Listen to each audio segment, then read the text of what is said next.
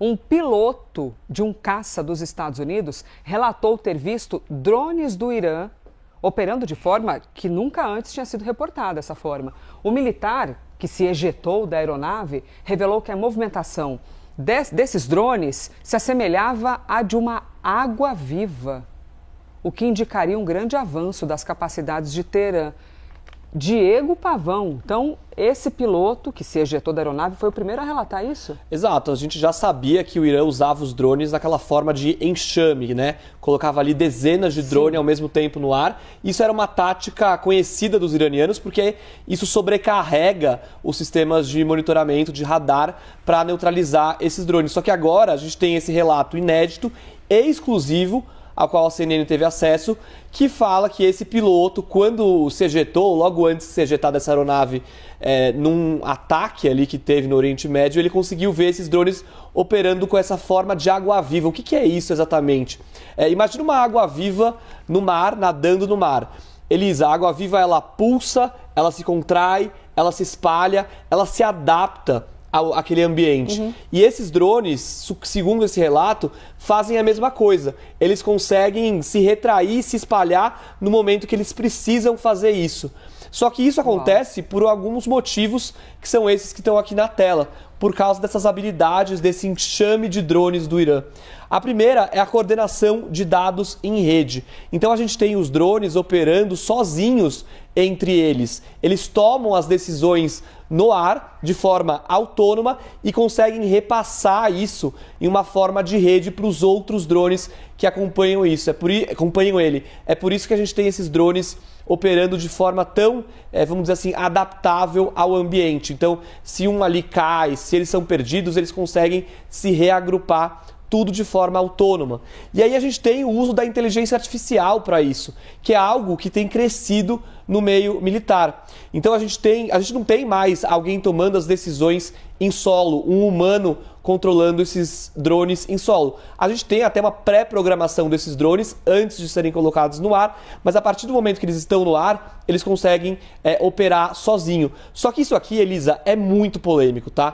Porque ter a inteligência artificial na guerra, na prática, você tem uma máquina tomando a decisão de quem vive e de quem morre na guerra.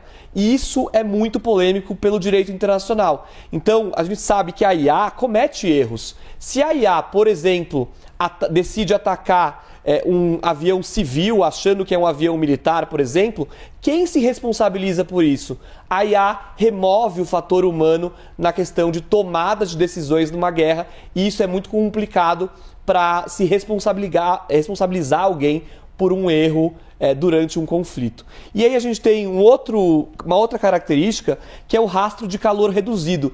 Tudo que se movimenta no ar, que queima combustível, uma aeronave militar, um míssil, um jato, um foguete, isso deixa rastro de calor, porque tem queima de combustível.